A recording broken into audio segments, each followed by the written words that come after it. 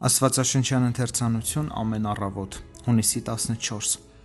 Տիրոջով հրճվիր, Սաղմոս 37:4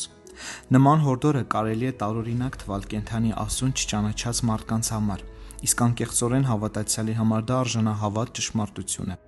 Հավատացյալի կյանքը մեր համարում ներկայացված է որպես հրճվանք Տիրոջով։ Դա վկայում է այն մասին, որ ճշմարիտ հավատը լեցուն է ուրախությամբ և երջանկությամբ։ Հեթանոսներն ու սուտ քրիստոնյաները կրոնի մեջ ոչ մի ուրախություն չեն տեսնում, նրանց համար այն ծառայություն է, պարտք, անհրաժեշտություն, բայց բնավ ոչ ուրախություն և հաճույք։ Եթե դրանցից ոմանք հաճախում են եկեղեցի, ապա կամ շահադիտական նպատակով, կամ որովհետև չեն համարձակվում այլ կերպ վարվել։ Ինքնին հավատով հրճվելու միտքը շատերին թվում է այնքան տարօրինակ, որ ոչ մի ուրիշ երկու բառ ավելի հակասական չեն թվում նրանց, որքան սրբությունը և ուրախությունը։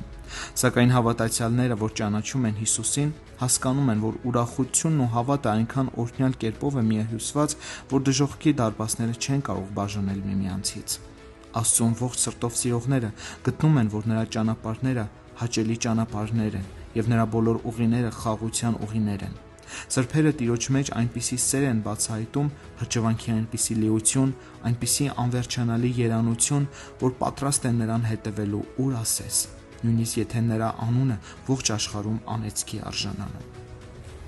Ոչ ոք մեզ չի պարտադրում Աստծուց վախենալ։ Մեր հավատը մեզ համար կապանք չէ, մեր դավանանքը ստրկություն չէ։ Մեզ ոչ ոք չի հարկադրում սրբություն, առաջ պարտքի կատարման։ Ընդհակառակը, մեր բարեպաշտությունը մեր վայելքն է, մեր ապավինությունը մեր հրճվանքը, մեր ծառայությունը մեր երանությունը։ Ուրախությունն ու ճշմարիտ հավատն անբաժան են, ինչպես արմատն ու ցողունը անբաժանելի են, ինչպես ճշմարտությունը և հավատարմությունը։ Իրականում դրանք երկու թանկարժեք քարեր են, որ շողում են մեկ ոսկե շրջանակի մեջ։ Երբ ճանաչում ենք Տիրոջ սերը մեծ, աստվածային հրճվանքներն անհաշվելի են։ Խաղաղություն է տիրում հոգում Քրիստոսով, և հենց երկինքն է սկիզբ առնում այստեղ։